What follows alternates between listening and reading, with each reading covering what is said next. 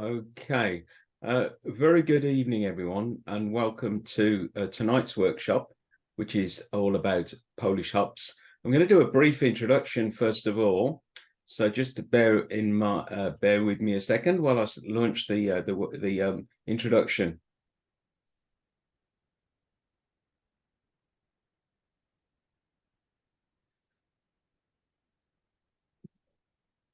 Okay, so just a little bit of information about the European Beer Consumers Union.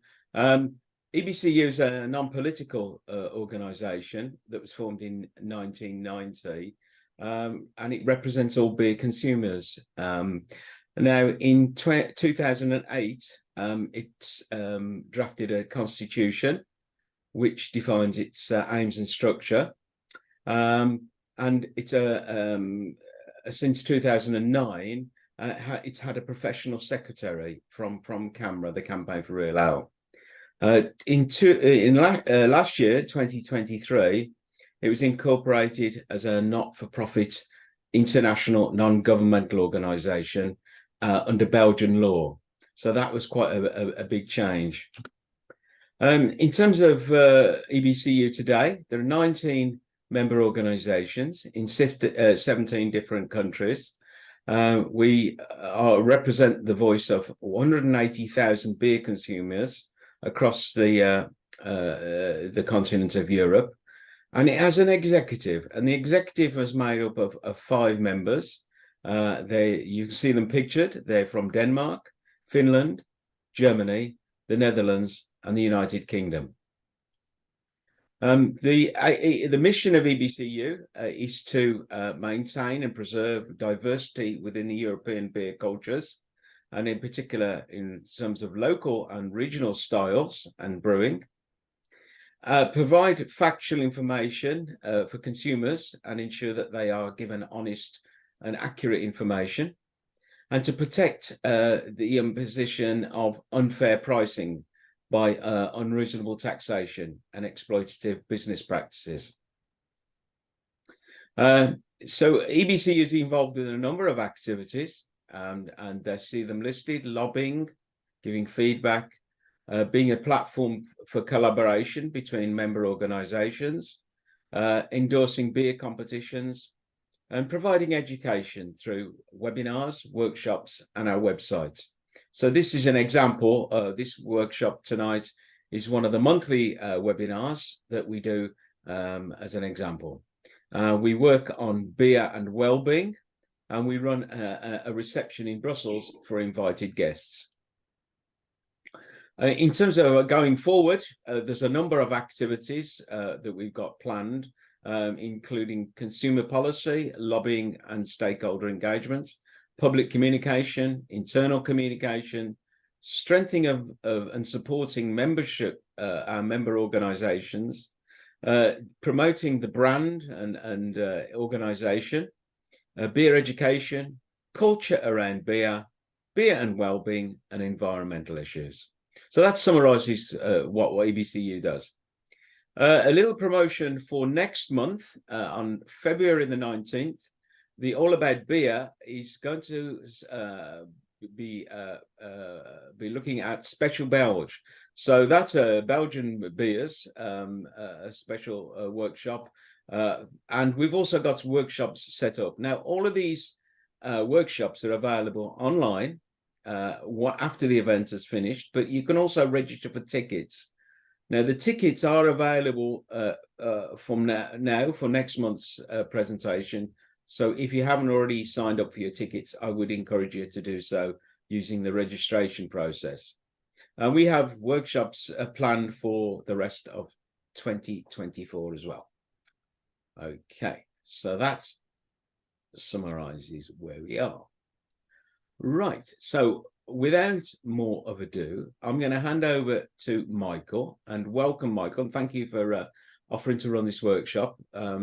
Could I ask everyone, please, to, if you haven't already done so, if you mute yourself, because sometimes we get background noise come through. So if you could mute yourself, that would be much appreciated. And also, what I will say, if you have any questions for Michael, do use the chat facility in the meeting chat. A lot of people are saying hello.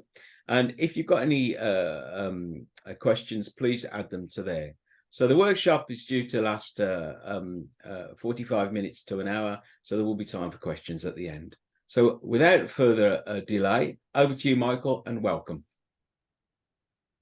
Welcome, Servus. Yeah, it's a great pleasure to be here and to have the opportunity to talk about Polish hops. We know after last year, it's last year's UPWr, which finally was back on the market, let's say, that the topic is totally unknown to many of the foreign brewers. Doesn't matter if homebrewers, professional brewers, other industry professionals. It's a great thing to be able to talk about something such huge. I see many faces, names, let's say, that I know. Still yet, I'm dealing with beer for 19 this year, and fall it will be 20 years. Why I will be talking about the Polish hops. When I first started brewing in a small regional brewery, it was many years ago. I was still on my studies on the university. And I had a PTSD concerning Polish hops because it was still before the whole craft beer revolution in Poland. Of course, it was in the States for many years then. But working in Konstantin Brewery, there was one company that doesn't exist anymore, and I won't say its name, but it's a good thing that it doesn't exist anymore. That, let's say that the hops that they were selling were subpar. And for many years, because of that, I had quite a lot of PTSD concerning this topic. But then we've got Paweł Piłat, the owner of Polish Hops Company, at our webinar, at our meeting. And I know that it may sound funny, but I think that he already quite accustomed to it. That I say Paweł is more of an artist than he is a farmer. And the things that he does with the hops, and when I was at his hop fields, the picture in the back, all the pictures that we have at the presentations are from Paweł's hop fields. And he will also, you can also ask him about anything you want to know about the hops, Polish hops. He knows way more than I do because he deals with it. But I may be slightly more spoken. Yeah, and when I was at his fields and had the varieties that I theoretically knew and smelled them, had it in my hands, and it was like, that's Lubelski. Why that? Those are citrus notes. There shouldn't be any Lubelski. Like, how come? So yeah, that's something that we'll talk about today. And probably I won't see the chat because I have to share the screen. So yeah, or maybe let's check it. Okay, this one, and yeah. We have the presentation? Yep, we do. Fantastic. Wonderful. And do I have the chat? Yes, it is here. Wonderful. Yeah, PTSD. So let's start from the beginning of hops in Poland. As maybe some of you know, that hops are said to be from the far east from the Caucasus, and they went to this part of the world with Slavs.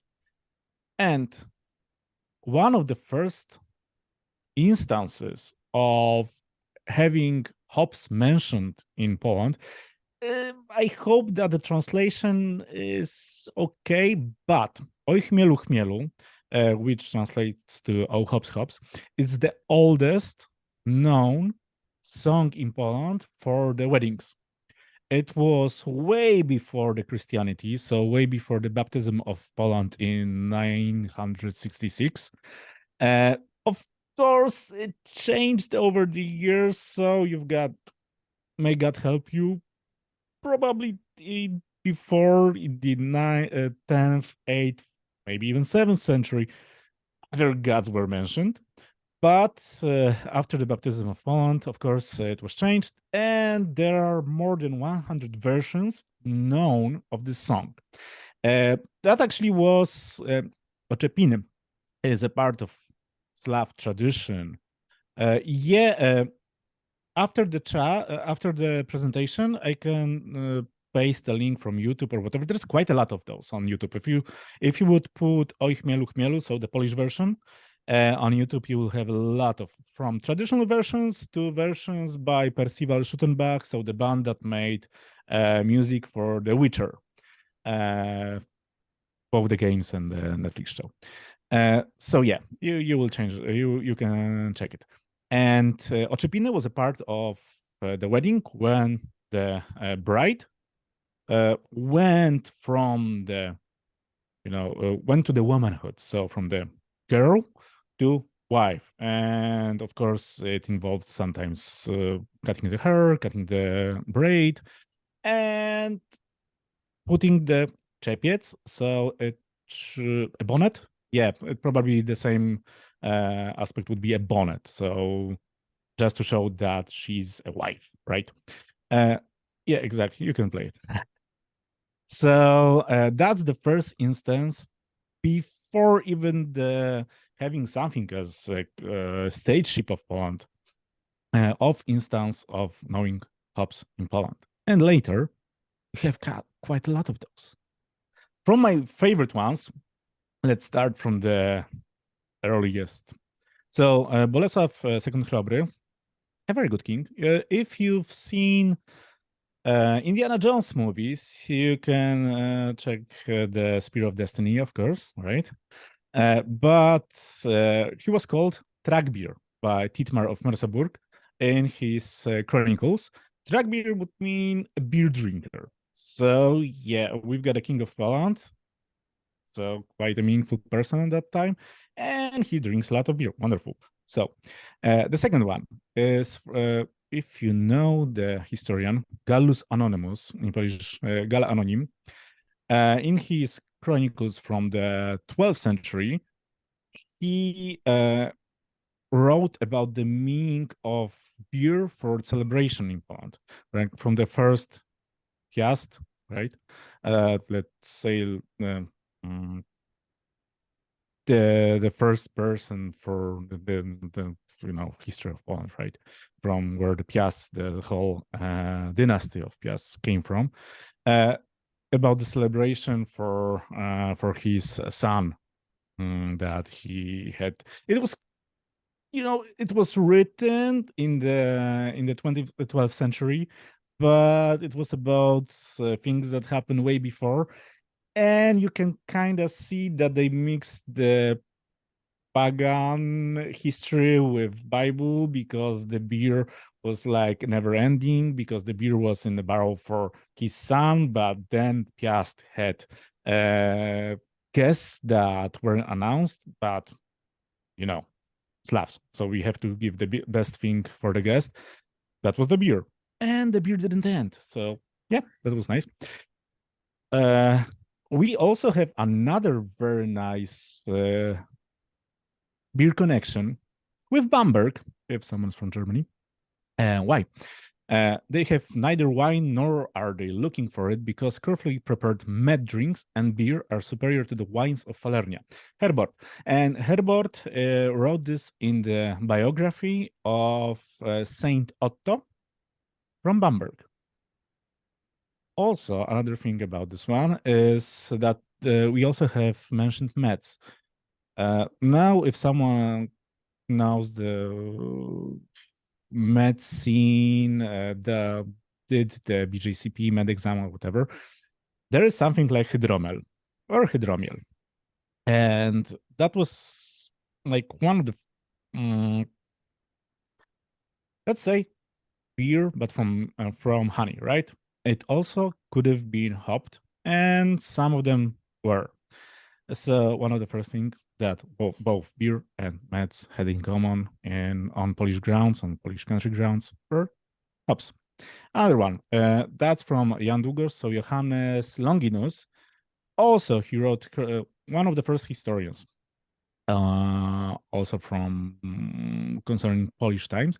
So the first one is, this country has no wine nor oil for the harsh northern climate. Instead of wine uses beer, which is made from rye, wheat, and barley or spelt. Oil, of course, meaning olive oil, not other types of oil, because we use rapeseed or sunflower seed. And the second one is, wine is rarely used here and vineyard cultivation is unknown. However, the country of Poland has a drink brewed from wheat, hops, and water called piwo in Polish. So basically, Reinheitsgebot. And when there is nothing better than it to refresh the body, it not only delights the inhabitants, but also delights foreigners with its delicious taste more than in other countries.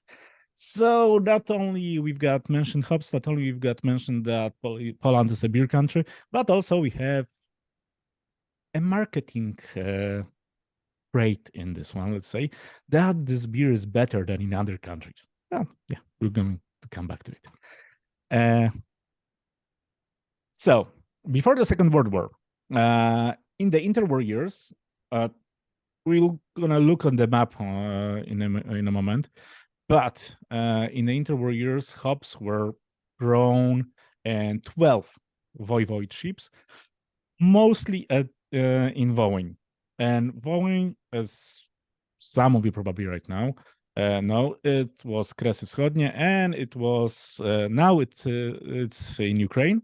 That was the farther eastern part of Poland. And yeah, here.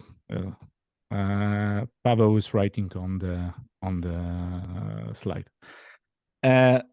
Later we've got Lublin, Tarnopol, Kielce, Poznań, and Łódź. So most of it we've lost after the Second World War. And what we also have lost in the Second World War, many things was, because of the, now I think we're gonna stay with the lines that Paweł wrote or drew on the slides. Okay, so the red line, exactly. So during the war, of course, the German occupying government wasn't keen on Polish production to be sold outside of Poland, obviously. Also, they systematically ordered to grab up the Polish hop plantations, because Polish hops were very good, still are, and the Germans didn't want this to happen, and they didn't want us to have our hops. So grabbing up the hop fields would eliminate Polish hops from the market, and this especially affected the old hop region of Nowy Tomyśl. Also going to show it on the map. That's very important, because there is one hop variety that is very, very, very important. We do not have, unfortunately, Marcin Ostajewski. Marcin did couple months ago the webinar on Grodziskie.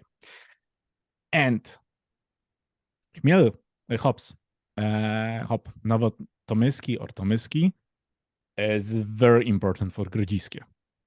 Like, you can do 100% of this hop in Grodziskie. It will be like straight to the basics, straight to the core.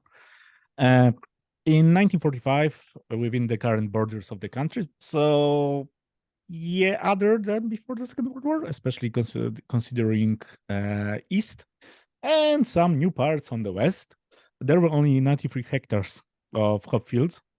So Lublin being the first one, 88 hectares, then Łódź, then Kielce. But you can see at the red line and the numbers that those were like, field of potatoes, and not the hops that you can use for huge mass scale beer brewing. I'm drinking Polish ale right now. Dry hopping Książęcy, Cascade, Junga. Cascade is an, let's say, open source type of hops. And years ago, when I started homebrewing, The only, let's say, American hop that was available was Cascade, but it was grown in Germany. Paweł will probably say something later about the Polish Cascade, because there were some trials of different cascades from different countries. Yeah, and that was quite interesting, especially considering our cascade. So after the Second World War, the hop farming practically didn't exist, especially that before the war it was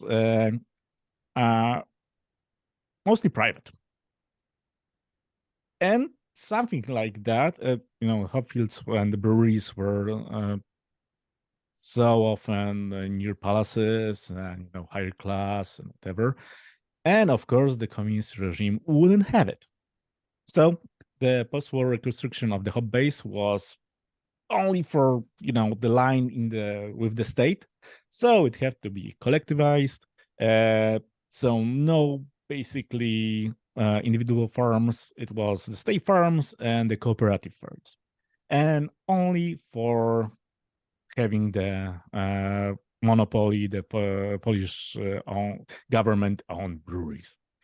So in 1951, 6 years after the war, if you remember the numbers, so we've got 93 hectares in 1945. Now we have 900, tenfold. Then in 1955, we've got twice the amount, nearly 1,900 hectares. In the next period of 50 years, it was like 2,000 to 2,000 and a half, 2,500 hectares. Still now considering the world market, we're at the 5th place with hop production. So in Europe, it's Czech Republic and Germany that produces more. And on the global market, of course, USA and China. So the current state. And once again, I'm going to tell you that all the pictures of hops, hop fields, and everything that we have here are from Polish hops fields, so Paweł's fields. 3 voivodeships dominate, Lubelskie, and it depends on the year and who wrote the report, because I've seen numbers from 80 to 88% of the national area. Then you've got Greater Poland, so Wielkopolska, about 8 to 10%, and Opolskie always around 5%. And there are also other regions that can have hop fields, but they're very small. Some of the breweries have their own hop fields, like Amber Brewery in Pomerania, or Cormoran Brewery in Warmia. So, but it's only for their use, and they're very small. When I was studying, on my first semester of my first year, I had meteorology, geomorphology, and geology. Never had I imagined that it will come in useful, like never. And now I'm talking about climate for Poland and for having hops and growing hops, because it does quite matter. We're talking about terroir. There's, of course, the terroir for vineyards, but also there's terroir for vineyards, for hops. So it very, very depends on the climate. And Poland is always like in the center of everything, be it good or bad. So our climate has both of the sides. So we've got both the maritime from the west, and we've got the continental elements from the east. It depends on the way the wind blows and what we're gonna have this year. But usually the weather is quite variable, and there can be very significant changes of the weather during the season. Still, the coldest month is January. The most precipitation you've got in July. And we've got like 4 distinct seasons. So we've got autumn from September to November, winter from December to February. It's at this moment, I'm going to tell you, it's minus 12 degrees in Warsaw. So Celsius, if you operate in other numbers, the correct ones. But yeah, if you operate in pagan numbers, but minus 12 degrees Celsius, it's freezing. But it also is quite good for hops if for the plants, if they know that there was a winter and it's stopped. So now we can start the vegetation process. So winter from December to February, spring from March to May, and summer from June to August. Also, we have two additional parts that we call przedwiośnie, so early spring, and early winter, przedzimie. So from the agricultural point of view and the cropping seasons, they typically occur from spring to autumn. It's very, very important, which I learned from Paweł. Well, it's quite obvious, but nobody, sometimes you don't pay attention to it. When you actually harvest your crops. And one of the distilleries, American, because always maybe it's not marketing, but I like the story. The story is great. One of the distilleries of bourbon distilleries said that they do not state the age on the bottle, so how many years the bourbon was aged, because they do not age to number, they age to flavor. And I think that's the same principle applies to hops. And when you harvest them and where the plant is ready to be harvested, let's say so.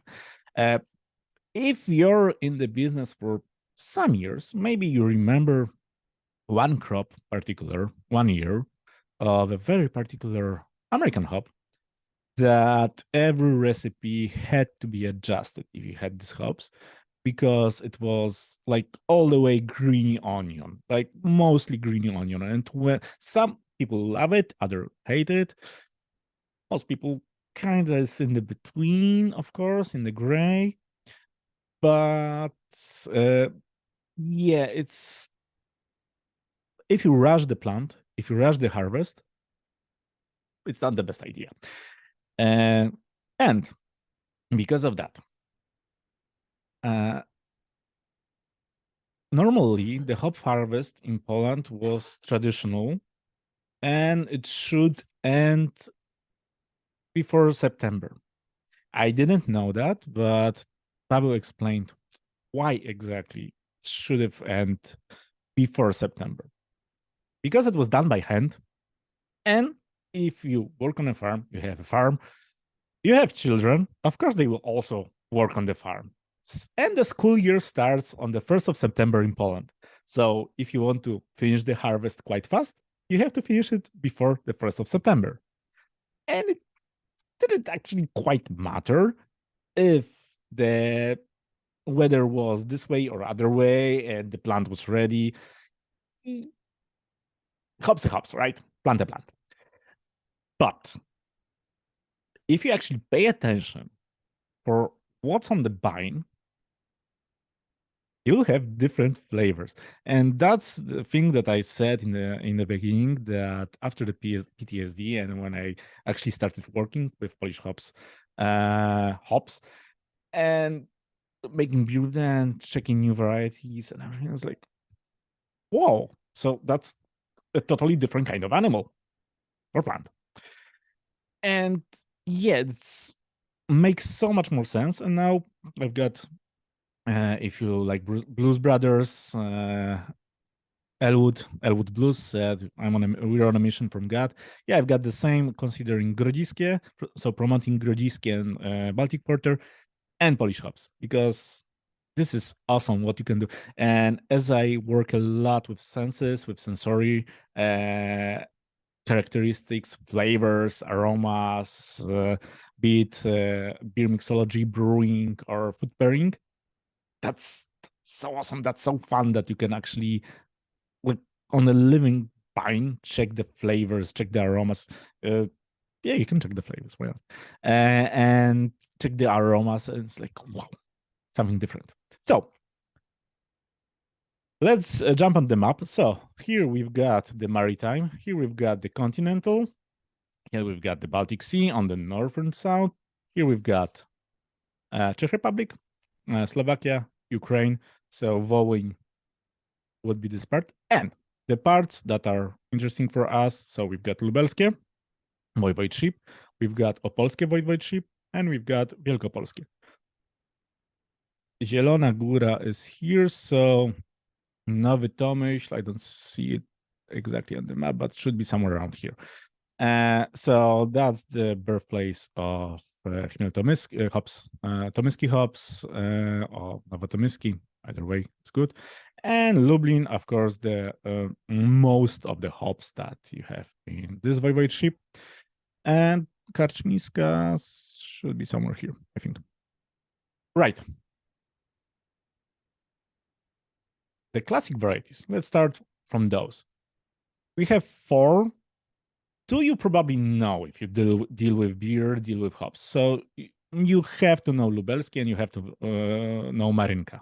Like the 2 most basic hops that I think everyone homebrewing in Poland started from. Everyone knew them in breweries, and they were exported a lot, especially Lubelski.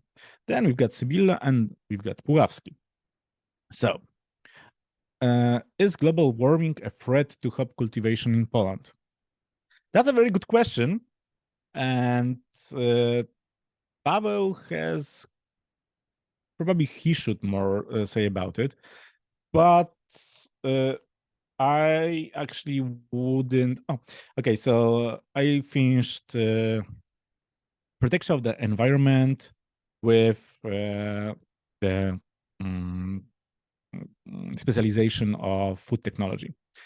I wouldn't say that the global warming is a threat to hop cultivation in Poland. More would be probably lack of water or lack of precipitation. But from the other side, if the yearly temperature will increase, it will probably change the profile, the flavor profile, the aroma profile of the hops. So most of the hops are between 35 and 55 longitude north and south. So that's a quite specific climate. Many by the river because, yeah, it kind of likes, this particular plant likes to have a river nearby somewhere. And the weather will totally change. I don't know, maybe Paweł should answer this later, but it will influence the overall flavor. And as I said, the Lubelski that Paweł has citrusy notes. And if I wouldn't like smell it on my own with my own nose and see it with my own eyes, I would think, yeah, no, you're just like making fun of me. It's not Lubelski. But yeah. I don't think that there are flutes and Lubelskie, like that's a region that you would have flutes. Of course, flutes would be a threat for every agriculture production. So yeah, flutes, yeah. Okay, let's go to the hops. Still, we will have Q&A. So the classic varieties. So Lubelski. I love this hop. That's one of my favorite hops, considering traditional European styles, even the very, very high ABV ones like the Belgian Golden Strong Ale or different Belgian triples. Yeah, I used it a lot in these functions. There was a flute in 2010. Yeah, we've got when I was having the meteorology classes, we had different kind of, we call it water.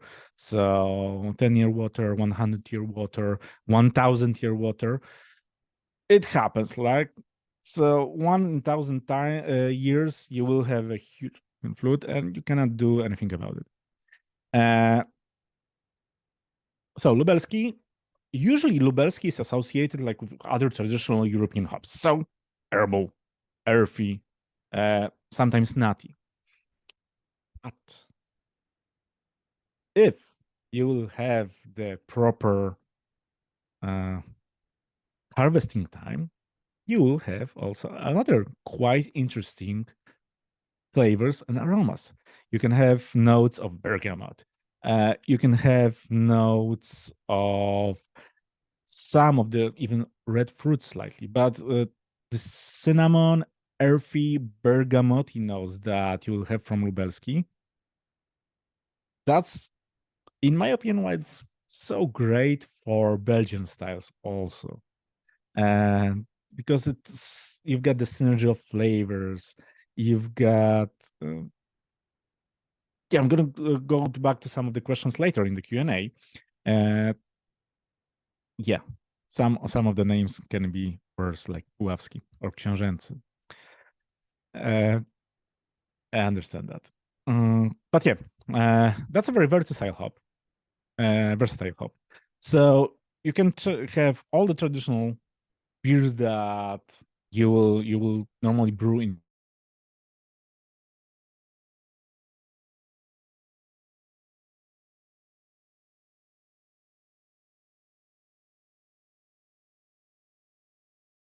Europe.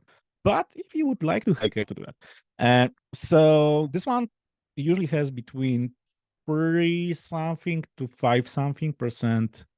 Oh, something happened with the internet, or does it work? It should work. So 3 something to 5 something percent alpha acids. After each of the segments of the classical, resurrected, and new wave hops, you will have the table with different data. We can always send it. It's like for what we have in our catalog. But yeah, it also depends from the crop. The second one was actually developed for having the high alpha, of course, for the government-owned breweries. Still remember having those cans of extracted alpha acids back in the day in the brewery, and you didn't even know what was the variety. You only had like 250 grams of alpha acid, 500 grams of alpha acids. What is it derived from? Who wouldn't care? Who would care? Still, we only do like 15, 20, maybe 25 IBUs. It doesn't matter. It does matter. So the second one, Marinka. It has a very nice, clean bitterness. Also great for classical brews. Also great for different beers when you would love to have this nutty, earthy aromas, flavors. But because of the late harvest, Marinka shows some of different traits, some of different flavors and layers that they have, that this variety has. So you can have grapefruit, you can have citrus, licorice, hay, and aniseed. In the 1950s, when first chromatography was used for the hops, the first experiments were like, yeah, hops, one hop cone can have like 400 different chemical compounds. For many years, some of you still probably remember time that most of the only one parameter that you had was alpha acids. Then now we have like 10 different ones. I've got alpha acids, beta acids, cohumulon, total oil, myrcen, humulin, caryophyllene, and farnesin. So quite a lot more. Limonen, alpha terpineol, depending on the hops, if you want to check it. Now we know that one single hop cone can have even 1,000 different chemical compounds. What most of them does, we do not know. We have no idea. So it's by many times you have trial and error, hop creep, having the biotransformation and all the flavors and all the compounds getting one into another, having the synergy of flavors. It's always trial and error, and we rediscover something that's with hop creep, because it was first written in the end of 19th century by British brewers. After 1 century, yeah, we started hopping once again quite a lot, and yeah, once again hop creep.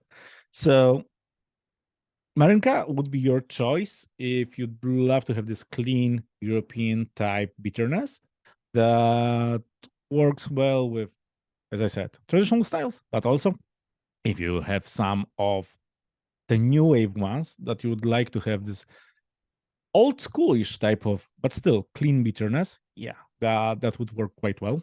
And especially that, once again, the synergy of flavors, and I will talk about this a lot because I love it.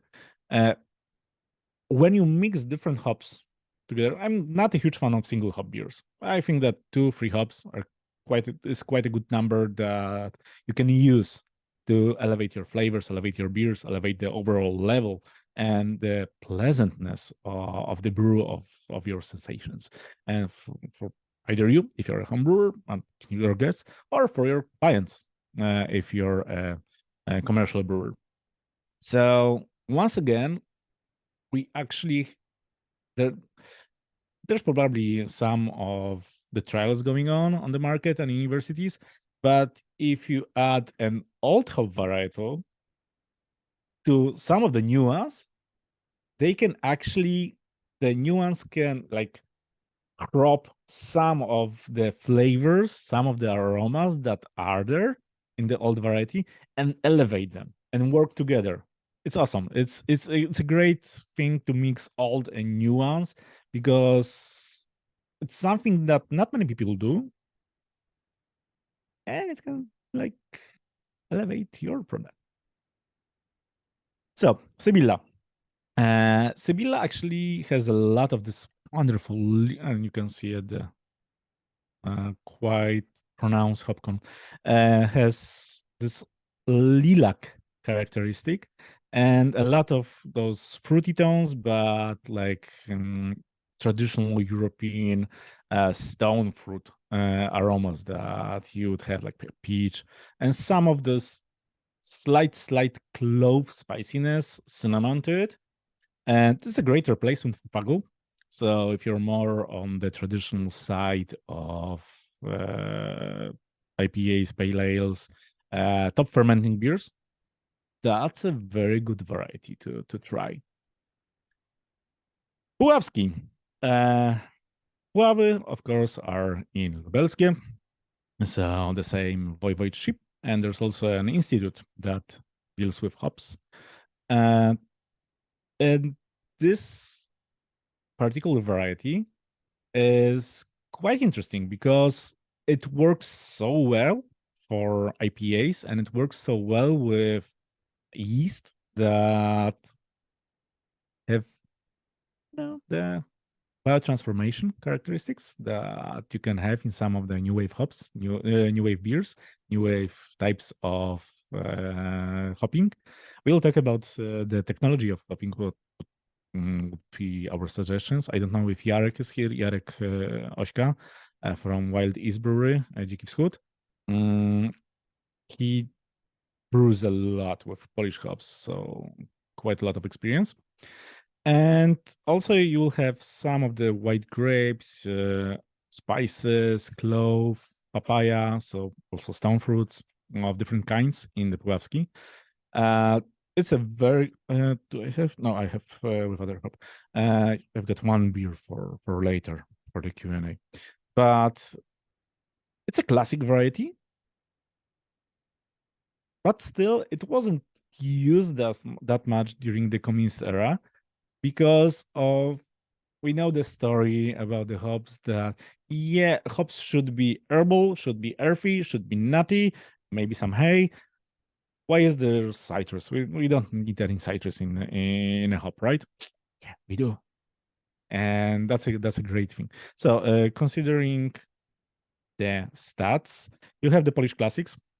You can see that's the lot that we have from the catalog from UPWr, but we have some of the experimental new hops that we still have, let's say, to publish the results.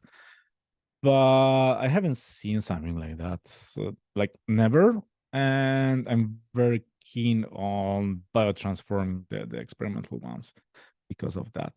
So you can see that Sibylla is around 6, Marinka 6, 8, 9, maybe. Lubelski around 4, Puławski around 6.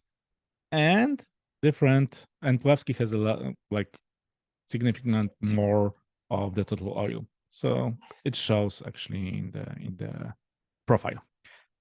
Right. So resurrected varieties. What are the resurrected varieties? Those are the varieties that were discarded by I wouldn't say government, but the producers and the institute, because of the aromas and of the flavors. As I said, beer should be beer, so it should be earthy, it should be herbal, it should be maybe spicy.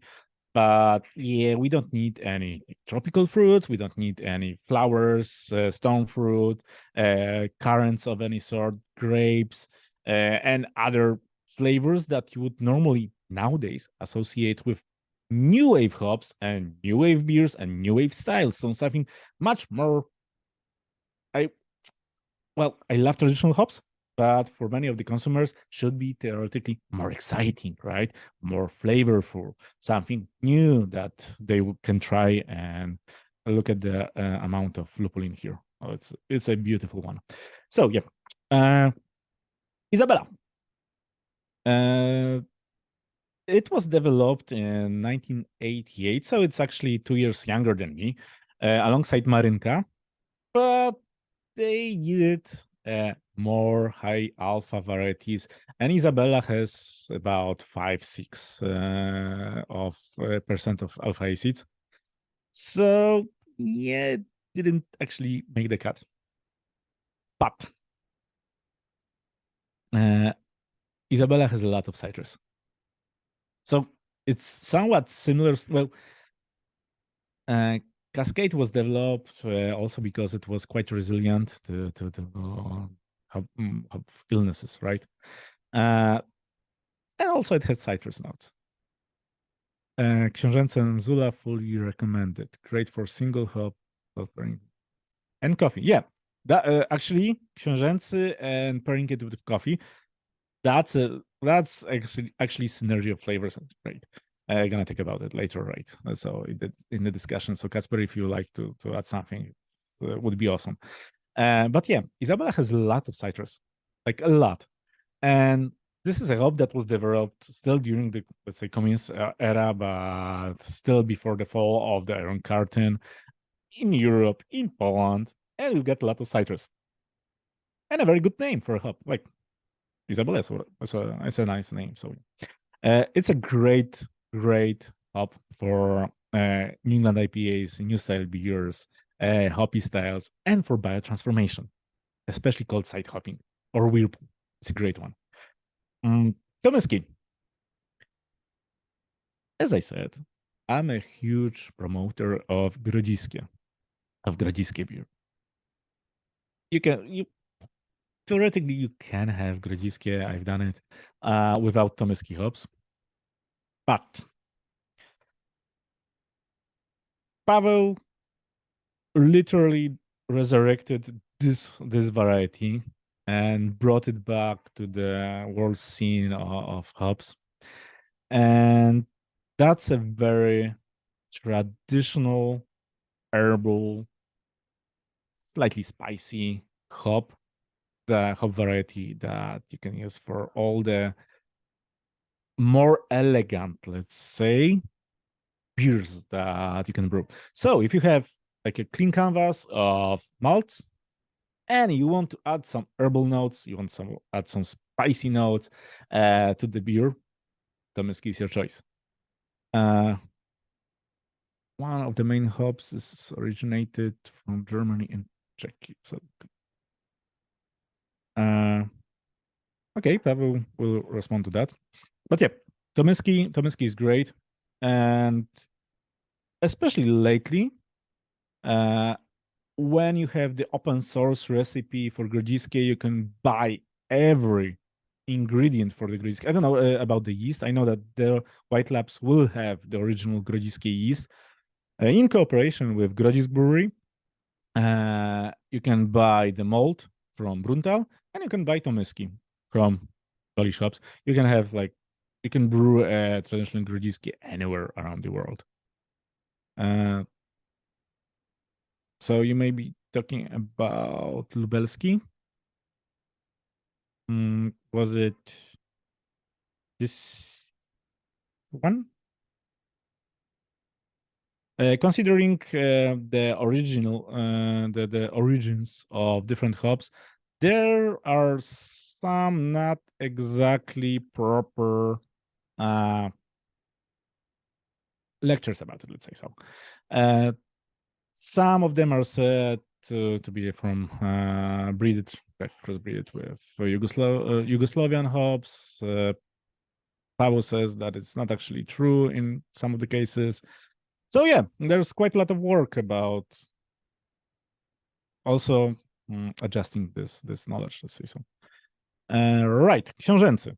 Yeah, that's probably a name that would be quite hard for English-speaking markets, but yeah, let's say Princess hop. So this is a hop that if we have anyone that is from Union Birai, went last year to either Birra dell'Anno and later to Beer and Food Attraction in Rimini, Dziki Wschód, Wildy's Brewery, actually had a beer with Książęcy hops. And you had a lot of coconut, you had citrus, so it was slightly pina colada-ish. Pavel doesn't like it when people compare it to Sabro. But yeah, coconut and citrus and people usually tend to. So other than that, you've got a lot of notes of red orange, apricot, pineapple, mango, and tangerine. So you've got tiles and you've got different turpentines, right?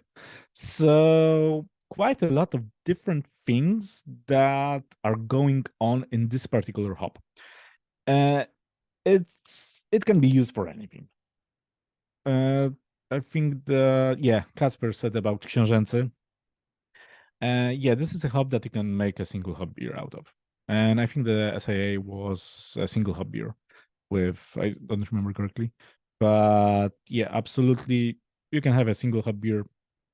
If you won't tell anyone what hops have you used, they will tell that it's an American hop and probably say Sabro.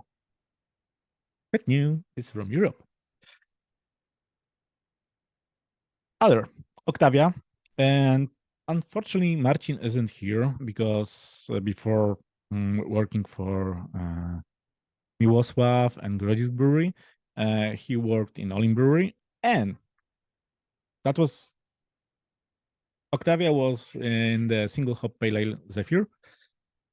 And so 2015, we've got 2024, so 9 years. And it was used by many different breweries around the world because you've got honey melon, you've got white grapes, lime, and even some of the fresh cucumber. And if you've got white grapes in a hop, you probably can use it for biotransformation and have different interesting aromas and flavors that will be derived from this process. So I would highly recommend adding it also to the cold side to the fermentation. But yeah, you can use it for lagers, you can use it for ales, whatever you like. I'm trying to read Pavel Piłat's face if he agrees with Michał, but Pavel's face is an yeah, that's true. Zula. So Zula is the twin sister of Junga. We're going to talk about Junga later. And they were produced in the same breeding program. It was originally, Junga, yes. And we've got Zula, another one from the, what Kacper said. And Zula has around 11% alpha acids. And yeah, once again, also misunderstood by the huge corporate breweries after follow the Iron Curtain, right? Because okay, it has a lot of alpha acids, but it has citrus. Who would drink such a beer that has hoppy citrus notes and has stone fruits and has tropical fruits? It's like it's a juice or it's a beer. Beer should be herbal, right? Yeah. So I love the unjust, in the word unjust treatment, because that's the same story as with Cascade. So you had to have someone who would believe in this particular hop and do something new with it and invest into growing this hop. And now you've got I have a beer with Zula and 3 different and Książęta, Zula, Książęta, and 2 different hops. One I will talk about later. But so we've got totally new wave hops from resurrected varieties, and resurrected because nobody wanted to grow them because the flavor standards weren't yet there at the moment. Some years later, they are. So this one, it's whatever you want to do with it. Pale ales, IPAs, black IPAs, whatever experimental brew you would throw it into, especially once again, mix with other varieties, or you can do a single hop and use biotransformation. So some of the hop addition on the hot side, some of the cold side, see what happens. So resurrected we've got here. We've got Izabela, Tomyski, Książęce, Octavia, and Zula. So you can see that Tomyski is on the lower side of the scale, and Octavia and Zula are on the upper side of the scale, considering alpha acids. But still, you've got other aspects of the hop that you can have. And Książęce, for example, is quite a lot of total oil. Next, we've got new wave varieties. So this one, PL01. Other than that, płotowy, call it. Maybe Paweł will tell later why. But we've got PL01, we've got Junga, ZB, Amora Preta, and experimental one, still not yet named other than this. Of course, more of the experimental ones, but this went to the range. So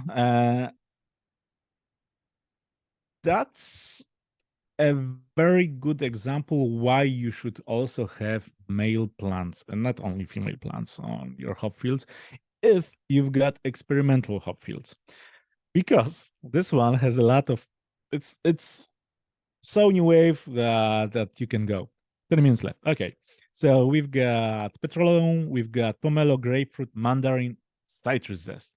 So it's totally new wave-ish. It's totally what you would love or you could have for your new wave beers, for your new wave styles that are so popular at the moment in the market. I actually had a New England IPA on one of the Warsaw Beer Festivals. It was, I think, a single hop on this one. I will blown away. Junga. So it was developed as a versatile dual-purpose hop that would have both the bitterness and the aroma. And because of the late harvest, there's not only herbs, there's also pineapple, peach, and a lot of citrus. So once again, you can use it for traditional ones, or you can use it for more of the new wave IPAs that you could have and brew. Kind of speeding up, ZB. That's a very new novel variety with notes of mango, peach, and Mirabelle plum, which is very highly pronounced in this hop. It's also very good for all the new wave beers that You can throw it into both hot and cold side, whatever you prefer. I would do both, to be honest. Amora Preta, that's a very good history with COVID in the background. Pavel will probably tell some more about it, but this one, there's a lot of forest fruits. You've got a lot. For me, it's mostly red currant, blackberries, and you've got also raisins and zest. So you've got both thiols and turpentines in this hop. And Amora Preta, yeah, around 10% of alpha acids, 2.2 milliliters per 100 grams of total oil. Quite a lot. So, especially for European hop. So, also great for single hop beers. But if you would add it to the mix, as I have in one of the beers, yeah, it works. And experimental. So, that's a very promising one. We should think of a very good name for it. You've got a lot of citrus aromas. You've got lemon, bergamot, mandarin, pineapple, pear, gooseberry, and white currant. Once again, thiols and turpentines. So 7.5 around alpha acids, 1.4 oils. We can share this with you later. That's right. Yeah. So the experiments. The experiments are going all the time. As you can see, that's, if you haven't seen any, that's a male vine. So those are the male flowers, and Pavel uses them to have different kind of varieties of new breeds of hops. So working from the experimental field and checking different hops, especially if it's like their first or second year of growing, because like after 3-4 years you have a mature plant that you most probably know what you can expect from, but having like the new one and like checking how it develops, it's awesome. And so basically not true that you don't have to have or cannot have male plants, male vines on your hop fields. You can, and you do, if you do experiments and you do new varieties. So, like, to wrap it up, how to brew both hot and cold side additions. Remember that mostly probably work if you do have new varieties with biotransformation of the new foreign, like new wave hops, right? Why you cannot try the cold side additions and the biotransformation of the traditional hops? Check what happens. Nobody knows, because it totally depends on the yeast, it depends on the beer, it depends on the other hops that you will have in your beer. Synergy of flavors, they will elevate each other. Not so secret weapon. If you want to have a different approach to your beer, maybe try something other than everyone other uses. So yeah. Sibilda, Isabella, Zula would be female names. Other than that, we've got really, really highly interesting specs of the new experimental varieties that are on the workbench right now. Never seen something like that. I want to biotransform them to hell and back again, because it will be interesting. So it's not that this hop scene in Europe is stale and we do not do anything new at all. Yeah, we do quite a lot, and there's quite a lot of good stuff going considering hops in Europe right now. So yeah, conclusions. For many years, Poland was known only for Lubelski and Marynka, which are great hops if they are treated well and harvested well. But there's quite more that you can do with European hops, you can do with Polish hops, the traditional ones, the experimental ones, and most importantly, which I think is one of the best things that you can do in your life is to resurrect something that was nearly dead, done, and forgotten, and bring back to the world beer scene. Because the more the varieties, the more the flavor, the more the excitement from it that we have, which is awesome. And basically, beer should and brewing and drinking beer should be more about pleasure and about having fun and playing with flavors and everything like that. That would be awesome. So yeah, thank you for listening. If you would, that's actually on the hop fields. So yeah, if you will have any other questions like later, because I don't know how many time we have for the discussion here, but you will have any questions later, you can just write down the contact. We'll be more than glad to answer any questions considering Polish hops and what you can do with them.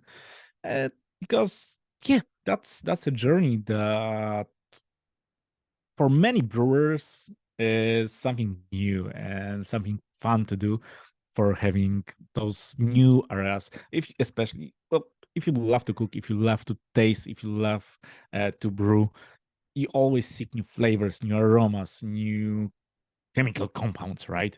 That will give you all the sensations that are going through your different nerves and uh, senses, which is awesome and fun and like should be fun, I think. Uh, so yeah, let's stop the presentation now, and if we can have some discussion, Brett. That Okay. Thanks, yeah, Michael. Oh, there's a couple of questions that are coming that you might want to pick up on the chat window, absolutely.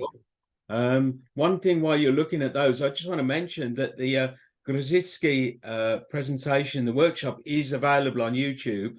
If you go to the EBCU website and follow the link down, you can actually watch it if you didn't actually see it when it was presented live.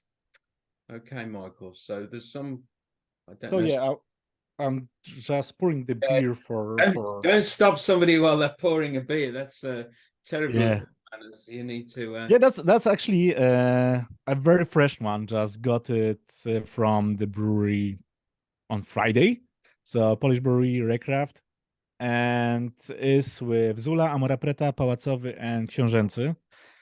So yeah, let's go from back to forth with the questions. Which is your favorite Polish hop? Ha. Last year, I totally fell in love with Lubelski. Like I knew that it's a good hop. I knew, well, great hop, but I didn't know that you can overdrive the flavors and aromas of it so much that is way beyond anything that I ever could have imagined in Lubelski. It's also connected with the fact that I drink less of the top fermenting beer, drink less of very highly hopped IPAs, and move like many people in the industry to lagers and like a crispy Helles or a Pilsner. This hop like shines in it, and having lagers that are 4-5 ABV, yeah, kind of makes sense. And like when you're for nearly. Uh, Pavel, you can. I will unmute Pavel if I can. And yeah, so last year we brewed beer with Oleg Preda, with Vermelo, Aroma Preta 220, and it was really delicious. Thanks to Mr. Pavel for the hop products. Yeah, there are more hops that we haven't said in this presentation because of the time limit. Vermelo is one of them. Pavel, if you can say something about Vermelo and Amora Preta, that would be awesome because that's your story and it's quite interesting. Hello, can you hear me? Yep. Okay, what was the question? Can you? If you can say something more about Vermelo and Aroma Preta. Oh, those hops have Portuguese names because I have very good friends in Brazil. One of them is Murilo from Doom Brewery, and he came visit us a few years ago, and I had some trails of hops, experimental, and we just went to the fields and sniffed the hops, and Murilo said, "Wow, this smells like red fruits." And I asked him how is red in Portuguese, and he said vermelho. So I thought it's a good name for a hop. So it's stayed like that. And the another one, Amora Preta, means in Portuguese blackberry, and the aroma of this hop is something like blackberries, but it's much more complex with much more layers in the aroma. So that's why I gave two Portuguese names for those hops. But they're still experimental ones, but very promising. Yeah, it also depends on your sensory, like your organism and how it reacts. Because for me, Amore Preta is mostly about red currants and red fruits, and it differs from a person to person. Yeah, but I have to say that, which is very important to us, that our hops are not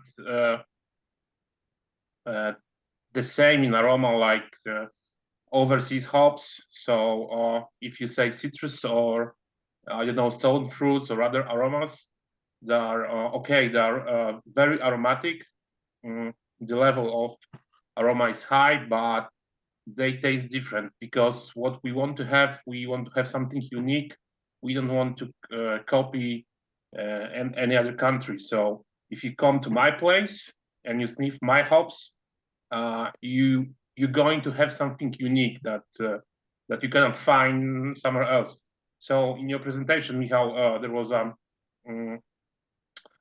were some foreign varieties, because in Poland we grow hops from Germany, like Perle Magnum and Tradition, and American hops like Cascade and Chinook, but we don't focus on those varieties. We want to focus to propagate our own varieties. Yeah, absolutely. But it's like they were grown because of they were used by the industry. Some of them were, the open source, like the Cascade, right?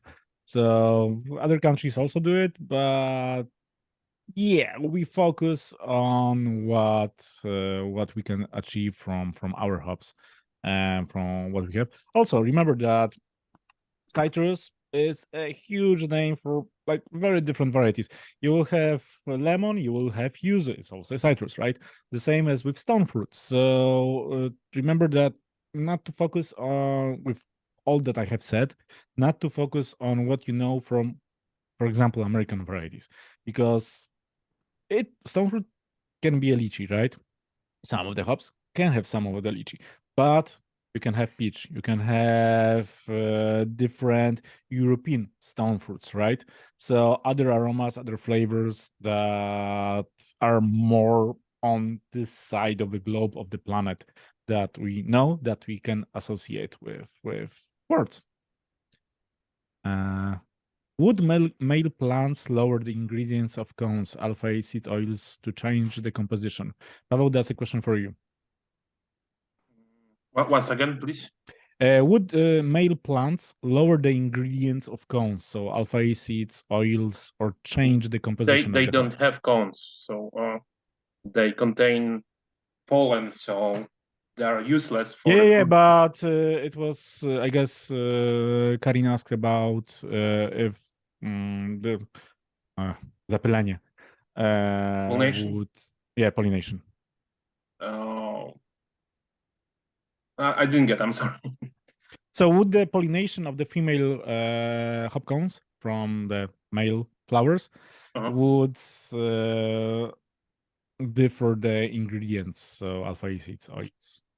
Okay, it depends, because you have to remember that seeds they have tłuszcze, jak jest po angielsku? Fats. Fats. Fatty acids. Yeah, fatty acids and some other compounds that can change your beer. But it depends. It depends because it's in the hop industry. It's nothing is simple, and some some studies shows that, for example, if you have seeds, you have lower content of alpha acids, but then you have higher content of myrcene. So everything depends. But to be honest, you're not supposed to have much seeds in your hops. Yeah, especially for the fatty acids, lipids. Yeah. One final question, maybe Michael, about exporting. Kaiser has asked a question. What is Polish hops widely exported? Paweł, you deal with it? We are a small company, so we mostly sell to the Polish markets. We're growing, but we sell to United States. We have a distributor in United States. We have distributor in Holland, Netherlands, in France, and we used to sell a lot to Ukraine.